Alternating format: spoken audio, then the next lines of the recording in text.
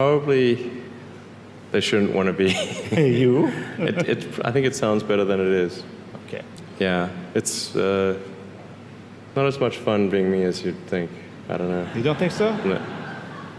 There's definitely, it could be worse for sure, but I'm not sure I want to be me. Okay.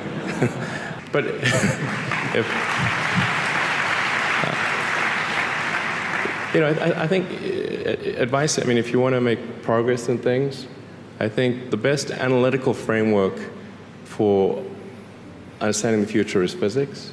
I'd recommend studying the thinking process around physics, like not the equations. The equations certainly they're helpful, but the way of thinking in physics is it's the best framework for understanding things that are counterintuitive, and always taking the position that you are to some degree wrong, and your goal is to be less wrong over time. And one of the biggest mistakes people generally make, and I'm guilty of it too, is wishful thinking. You want something to be true, even if it isn't true. And so you ignore the things that, you ignore the real truth because of what you want to be true. This is a very difficult trap to avoid. And like I said, it's certainly one that I find myself in having problems with. But if you just take that approach of you're always to some degree wrong, and your goal is to be less wrong, and solicit critical feedback, particularly from friends. Like particularly friends, if somebody loves you, they want the best for you. They don't want to tell you the bad things. So you have to ask them, and say, really, I really do want to know. and then they'll tell you. The way I do branding, I sell so infrequently that I think some of you that are watching me the hardest core need to hear this, which is it's okay to sell, especially if you believe in something. Like if you believe in what you're selling, and that's what I'm spending a lot of time on now, trying to spend more time on really getting to a place where I really believe in stuff. Instead I was just passive, not creating. So I wasn't selling because I didn't believe, and just letting everything come to me. But as I create these, events, Vayner Experience, a lot of events, very big on events. Events are so valuable. Just watching the 4Ds crew, its value and like how it's impacting their business for $10,000 right there. You see, I know you're getting emails. The wine club, like $150 worth of wine for 55 bucks. Like I've just locked in November's. It's gonna make all your Thanksgivings ridiculous. The conference, $500 2-hour session in my stomping grounds. Good deal compared to like other conferences that I speak at, but you're getting the wine for free, or you're getting the talk for free and you're getting the wine. So like, I'm very fascinated because I'm putting more pressure on myself to create things that I really believe in, which then allows me to sell more. And I just think for a lot of you, selling, the ask, the right hook is very difficult. You're passive, you like the idea of like feeling good about like giving out content, this and that. When you believe in something, you can sell it, and you should put more pressure on yourself to create things that you believe in. If you're successful in life, enormous wealth can go with that success. If you have enormous wealth, then enormous responsibility goes with it too. And it's that responsibility to use your entrepreneurial skills to get out into the world to solve some of the problems of the world. And also to use your financial strength to get out in the world and solve some of the problems of the world. Is it a new trend though? Well, not a new trend, but is it a trend? We're seeing more of it now. I think it is a trend. I think it's a positive trend, I think what capitalism is something which seems to be the only system that works.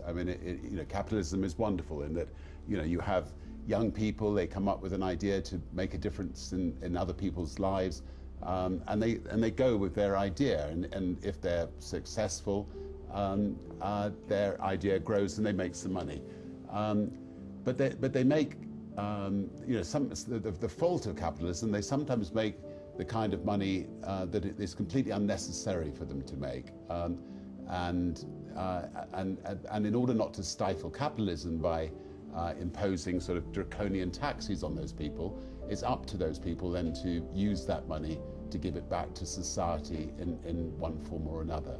We received a message on Facebook from one of our viewers to ask you, and this is from Thomas Huygen, and he says, being on the one extreme of global inequality, what do you make of the criticism that it's unjust for the 85 wealthiest people on the planet, and I suppose you are towards that side, to have as much wealth as the poorest 3.5 billion people? I just came from a lunch with Bill Gates, who is perhaps the wealthiest man in the world, and 60 other business leaders who are very successful, who have all agreed to give the majority of their wealth away, either whilst they're alive or when they die. I think mindset is everything, and so you've got to really decide, are you going to be positive about things or negative about things? Am I thrilled that I have the ability to do things about it to make what I'm worried about better, or am I crippled by there's like these 7 things I need to fix tomorrow? I always choose positivity. I look at other people around me. It's not just about me that are winning. They choose positivity. I look at the people around me that are not winning, that are not progressing, that are not advancing. They're choosing negativity. It's stunningly binary. It's stunningly black and white. It's stunningly A or B. This is really up to you. And really, to be very honest, to be very frank, I think the biggest impact I'm having as I read all the emails, because I read a lot of them last night as well, is shifting that mindset and getting people into that and making them understand that they're in charge of that, and hacking and trying to pour out the negativity, dump a negativity, add a positivity, dump a negativity, add a positivity, dump a negativity, add a positivity. I'm a positivity to your world. That's what I'm pushing. That's my agenda, and that's why I think you're feeling the effects. And I think you need to find more of that in your partner, in your loved one, in your business partner, in your audience. So many people get 49 comments, 48 are phenomenal. One's like, you're a piece of shit, and they spend 80% of their time on that one comment. My life is fueled by my being, and the being fuels the doing. So I come from a centered place. I come from a focused place. I come from compassion. It's just my nature. I come from a willingness to understand and to be understood. Right. And I come from wanting to connect. I mean, the secret of that show for 25 years is that people could see themselves in me. All over the world, they could see themselves in me. And even as I became more and more financially successful, which was a big surprise to me, I was like, oh my God, this is so exciting. You mean you got more than that 30,000? I got more than 30,000 by the time I was 30. But what I realized is through the whole process, because I'm grounded in my own self, that although I could have more shoes, my feet stayed on the ground, although I was wearing better shoes. These are kind of cute today too. So I could keep my feet on the ground even though I could get more shoes.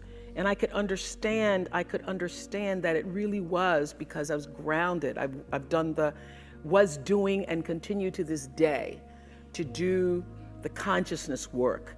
I work at staying awake. That you're gonna be okay. The fact that you realize that that negative moment has positive impact, the question is, why did it happen? And that's why you have to be honest with yourself. I don't know, but that's, I'm pumped that you can have you're more positive than half the people here, and it sounds like you're having a terrible day. Super rage. That's why I wanted to ask you, how do you keep the positivity, the calmness, when everything is hitting the fan? Because basically when things happen, I go the other way. So tonight, I just was reminding myself every time you came and the next person came, I was just reminding literally in my own head, saying, you don't mean shit. I said it to one of you. They said, how do you stay humble when you're so successful? I'm like, because I know if I die tomorrow, I'll have a good day on social media. Like most comments ever on my latest post on Instagram, everybody's gonna be like, oh, that was the last one, weird. And I know that all of you will be on with your life a week later. You have to balance your ego with humility. In the same way, when I'm having my worst day, I realize I'm the best. I'm gonna be the best that ever does this. And so the way I handle things is when something's going one way, I use all my emotional strength to push the other way. What, are you gonna cry for the rest of your life because the conference got f***ed up? To me, it's just like, look what the f***'s going on. Guys, if you're in this room right now, let me just remind you that there are 7.7 billion people. Literally right now, as we stand here, there are women being shipped to be strippers in parts of our world. Right now, as we stand here, there are women who are basically caged, mentally usually, and are being shipped to dance on a pole in Manhattan and in London. Like, do you understand there's genocide going on right now. Like, what do you think's going on? Like, we lack perspective. Your conference got f***ed up, boo-hoo. I lost a client, boo-hoo. There's people f***ing dying out there. So when Americans or Europeans talk to me about race or gender, I'm sad, it's their real life, but I remind them because it's a positive thing, cool, but let me tell you about the person that's ranked 7 billion in the world. They f***ing have it bad. And so I struggle. Listen, I'm weird. I think about things like animals, I don't know. If you're the best elephant, we are still better than you. We got listen, I got hot on this about a year ago, the 400 trillion to 1. It's impossible to be a human being. You won. I don't know how to get upset after that. I keep shit in perspective, right? You're gonna learn from this. You f***ed up. I promise you it's failing because of you. And when you start owning your shit and not blaming other people, and I think this is the kick I've been on lately on Instagram, right? Blame yourself. You know why I'm always happy? I blame myself. When you blame yourself for real, you're gonna always be happy. I've learned to appreciate living in the moment, and I ask that you do too. I'm asking this graduating class, those of you here, I've asked all of my viewers in America and across the world to do this one thing. Keep a grateful journal. Every night, list 5 things that happened this day, in days to come, that you are grateful for. What it will begin to do is to change your perspective of your day and your life. I believe that if you can learn to focus on what you have, you will always see that the universe is abundant and you will have more. If you concentrate and focus in your life on what you don't have, you will never have enough. Be grateful. Keep a journal. Enough. Living by somebody else's rules is a humongous mistake. I've just literally sat down with 5 people under the age of 27 and it's so refreshing. It is so refreshing. If you have not jumped on the bandwagon of doing exactly what the you want to do, which is skiing for the next 3 years or working at a job that's not what your parents want or what society wants, this video is just called Enough. Enough. Make this little 1-2 minute video, depends on when I finish, the piece of content that gets you to stand up and take life by its throat. Do something. Stop being scared. Stop letting the way you were raised, the fear as an offense, take that away. Let me be the person. I'll take the blame. I loved that some of my employees are like, my parents don't love what you're saying. Good. Parents, because if you are playing defense and if you are living a life where your kids' lives are the way you're being fulfilled, you're a loser, parents. And so enough parents imposing their way. You want your kids to be happy on your terms. Enough the kid that's sitting right now at a desk and saw this in a feed and you hate your job. Enough. Stand up, get the out of here and do you. Live your life. You got one life. When people show you who they are, believe them the first time. Live your life from a point of view of truth, and you will live your life from truth, and you will survive everything. Everything. I believe even death. You will survive everything if you talk to you guys about why Toys R Us filing Chapter 11 matters. Toys R Us did 2 things over the last couple decades that make no sense. One, very early in the 2000s, they outsourced themselves to Amazon. They didn't believe in the internet. 17 years ago, so they let Amazon do their fulfillment, which started people getting used to buying toys on the internet through an Amazon world. But most importantly, they just didn't innovate. You know, and when you don't innovate, you die. Like, you could have made Toys R Us 3 years ago could have created the national Lego championships, and everybody would be, there was a million, they could have made slime centers. They could be killing it right now with their locations, but no, they choose to just like sell toys out of it, and none of you want to go there. First of all, you're going to go to Walmart and pick it up for less money anyway, while you pick up your groceries and anything else. And if you even want to leave your home, and you don't, and so you'll go to Amazon and do it that way, or buy it from somebody's YouTube channel link, or Instagram account. It's the best example right now of like how in trouble everybody is if they rest on their laurels. If Toys R Us, the dominant niche retail leader of a humongous multi-billion-dollar category, is finished, what do you think is going to happen over the next 6 years? I have paid attention to my life because I understand that my life, just like your life, is always speaking to you, where you are, in the language, with the people, with the circumstances and experiences that you can understand and interpret if you are willing to see that always life, God, is speaking to you. Now, it took me a while to actually really get this and to understand it, but once I did, I started paying attention to everything.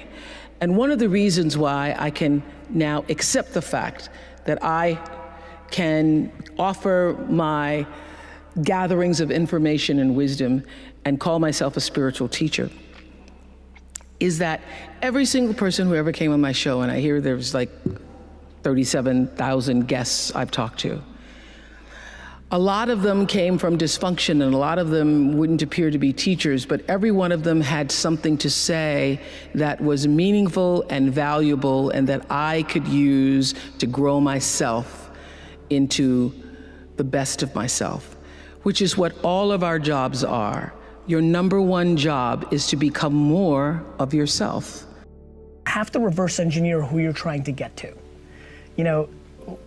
If you're a salesperson out there right now, if you're trying to get to me, and so many of you are, I get 50, 70 bulk emails, bulk direct messages, bulk Twitter direct messages, Instagram, business cards, all sorts of weird stuff sent in the mail. I'm busy. Right. I'm busy, and I'm just not interested in you selling to me, not because I don't like you, because I respect the game, it's because I'm just busy. Mm-hmm. It's nothing personal. So I think the first thing you have to do is reverse engineer the person. Because I'm not in the market to buy anything, I'm gonna be tougher. But if I need certain software, if I need something, that's a good time to attack. Right. So I think the number one rule of salespeople is to listen. Know your audience. Know what they did. If you see an M&A just happen, if you see layoffs just happening, if you see if I see Burger King doing something, I'm thinking, what does McDonald's think of this? Right. I think a lot of you are doing things that are directly in front of you. Numbers that they put in front of you, you're trying to achieve that because you have a beach house you want to buy or go on that vacation. Sales is a funny game if you work in a big company. They manipulate numbers to create your actions. I believe that the best salespeople are doing things in a different way. I think you need to care about the customer for real, reverse engineer them, and give them what they need. Rome wasn't built in a day. We all know that. Everyone hears that. But Rome also didn't fall apart overnight either. It took hundreds of years for Rome to reach its peak, but it also took time, hundreds of years, for Rome to decay and fall apart. And that is representative of life, because you don't achieve worthwhile goals quickly or easily. They take time. They take struggle. They take relentless pursuit day in and day out. That's what it takes. But also, things don't usually fall apart quickly either. At least at first, it's a slow process. A little slip here, a little setback over there, a little wearing down of discipline and will over time. That's the thing. Success and failure are generally slow processes. Either slowly building things up or gradually tearing them down.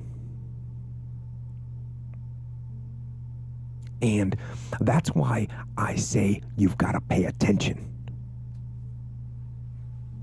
You have to watch. You have to watch every single second. Because those seconds, they turn into minutes. And minutes turn into hours, and hours turn into days, and days turn into years.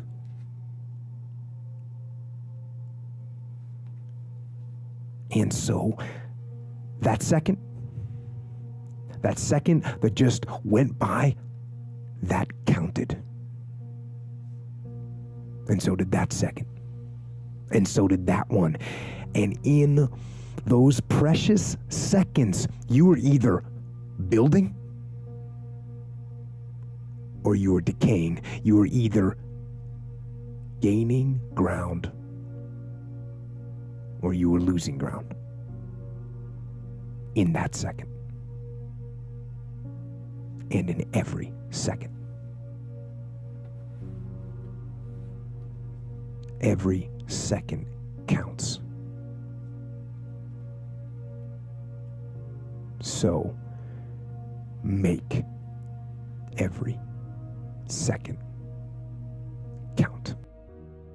Too many of you in here have ego around your time when it's the only thing you got. So the reason I always know is because I work. Because I work. I try things, I test, I DM you back, I tweet, I work. So when you're in shit, you taste it. And when you've done it for 20 years, you see patterns.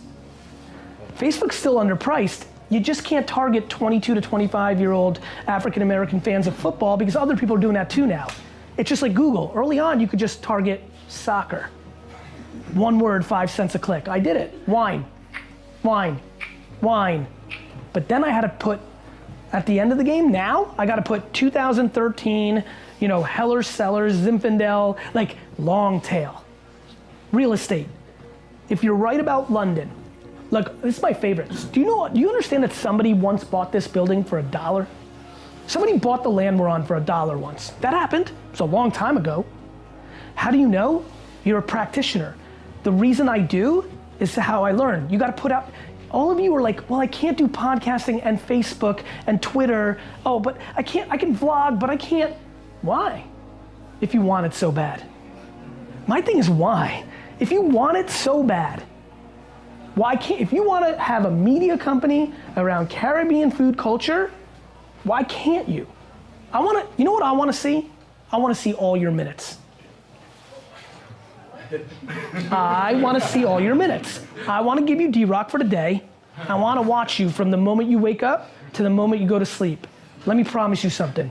You're going to get exposed. So that's why Daily V happened. Because you guys, like a lot of you didn't know me before Daily V. How many people knew me before Daily V? Well, not bad, right? You got to really know me post Daily V. You heard hard work and hustle before, you were confused. And I've been doing that shit every day for 20 years. I don't think you determine what your purpose is. I think you discover what your purpose is. There's a difference. Determining indicates deciding.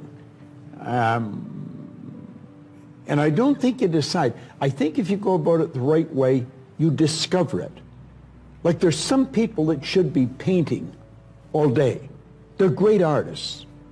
I think Michelangelo was obviously a great artist, a great sculptor.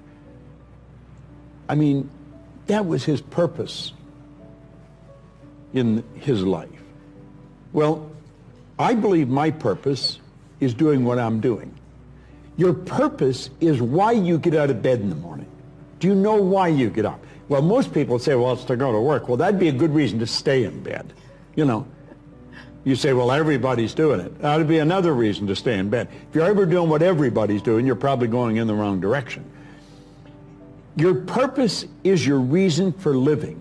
What you want to do is sit down and maybe take a pen and a pad and then ask yourself, what do I really love doing? Now, you may have to spend a while at this. You might get up an hour early every morning and go sit under a tree somewhere if you're in a nice climate, or pick a favorite chair, someplace where you're not going to be disturbed, and totally relax and say, if I could spend my life doing something, what do I really love doing? Now, since you don't ask yourself that question every day, it might take a while for this answer to come to the surface. But it comes to your consciousness. And it may take a while. You may have to do this every morning for 3 months. But it would be well invested, the time. I think every year you're trying to reinvent yourself and you stay in touch with what other people are doing, thinking, feeling. I have always felt that my instinct and ability to connect with the audience was what carried us. Every day after the show, now I do something called After the Show, which airs on Oxygen. I have spent for the past 16 years a half an hour just talking to people. So my audience comes from a cross-section around the country, so I stay connected to what real people are thinking and doing and want and so forth.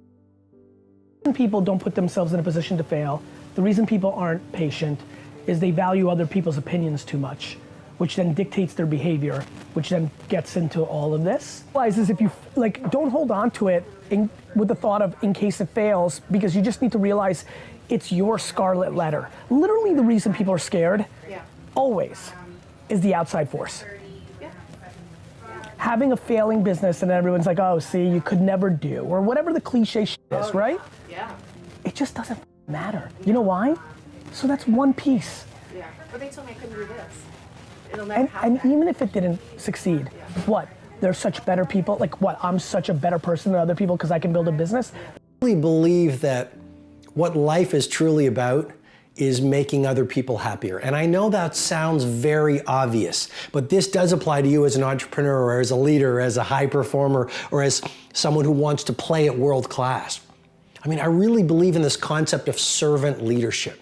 And as I've studied the great entrepreneurs and the great business builders and the great humanitarians, here's what I've realized.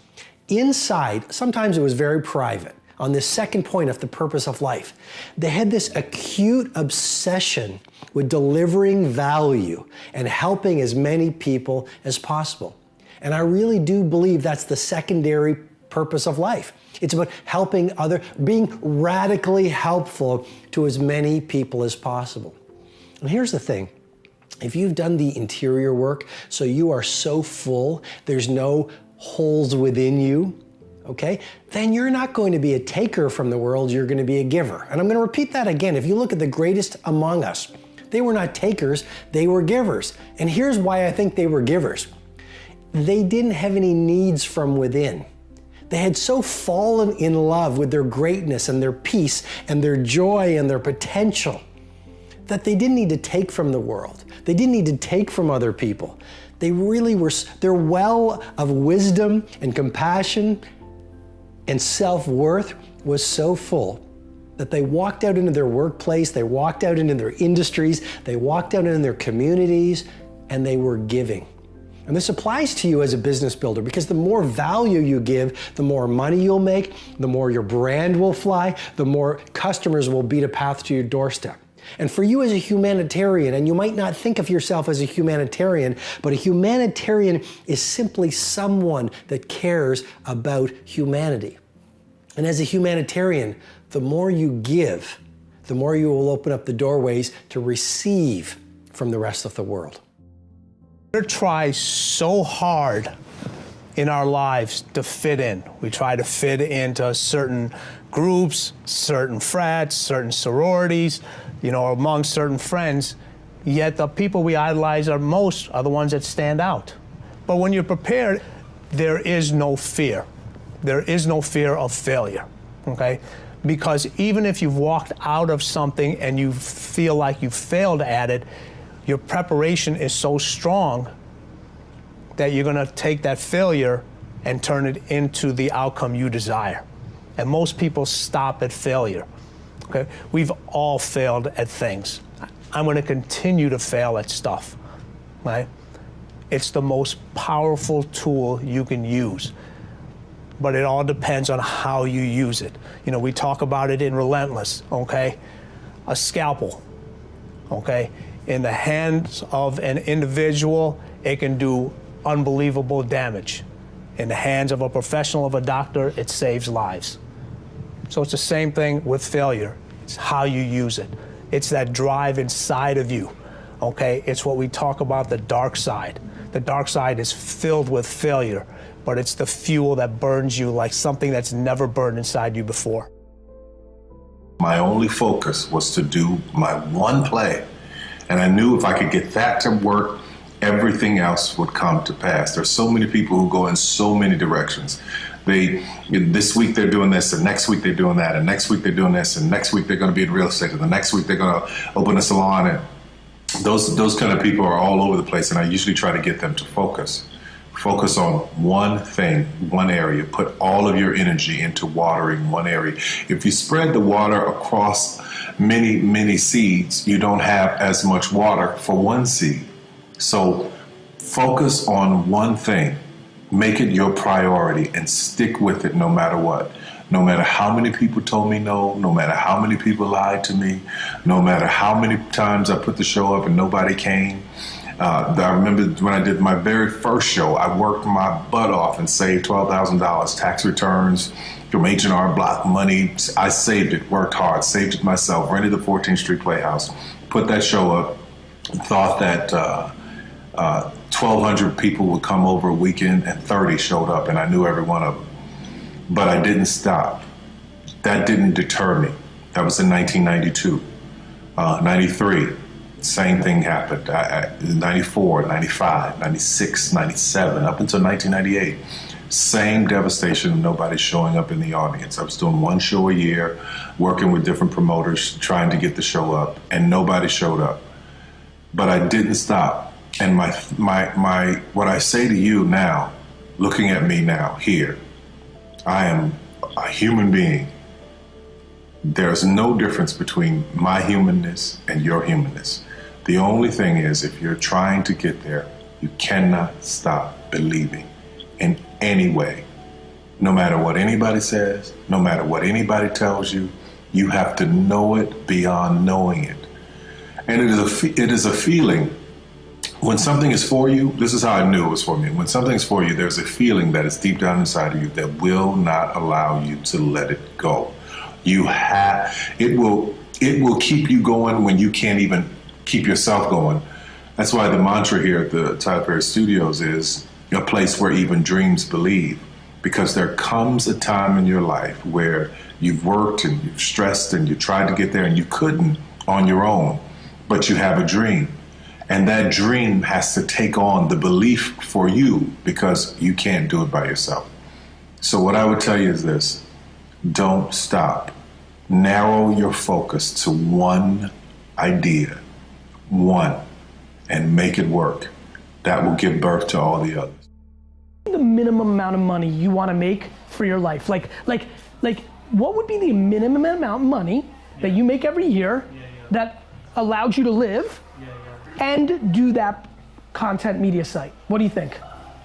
Maybe 40,000, 50,000 pounds, maybe. Great. So you're like, what is amazing about that, if that's where you're at, well then at this young of an age, and that's where you're at, and the fact that you're even here, and it's just unbelievable amounts of content in written, audio, and visual form on Instagram, Snapchat, Facebook, Twitter, and YouTube, and podcast. And I will tell you, I would be flabbergasted in 3, 4, 5, 6 years, unless you suck, which you may. But if you don't suck, and you have that little of a financial need, right, which is remarkable, which is the biggest thing. Somebody here, I don't know if they're here, said, you made me realize I didn't need Rolexes and things of that nature, right? Like, the biggest reason so many of you will fail is your number for success is far greater than his. You think you need $1 million, which will then mean that you're gonna do a lot of things when you don't get $1 million very quickly that won't ever get you $1 million. So if you think what I just said is cool, which is bleed for 6 years in a row, you'll probably get sponsorship or sales of product to 40,000 a year. To me, that's what I did. I knew what I wanted. I was willing to give up my 20s for it. Gave them up. Gave them up. You know, somebody said it's difficult not to document right now. I'm like, but I didn't, right? They're like, what? Should I build my business or should I document? I'm like, both. He's like, well, I got to pick one. I'm like, build your business. Like, so if your ambitions are that humble, which they are, that's incredible. That excites me. Because by the way, here's the funny part. That's who I was too. I just needed 100,000 a year. Just, that seemed rich to me, right? Like, I was like, cool, I'll be okay. Like I'll have a house, like, you know, it's not, you know, I just needed to play, I needed the game. And too many of you in here want the stuff, not the game. When you fall in love with the game, everything's different because you've already won. That's real. It sounds cliche, but it's real.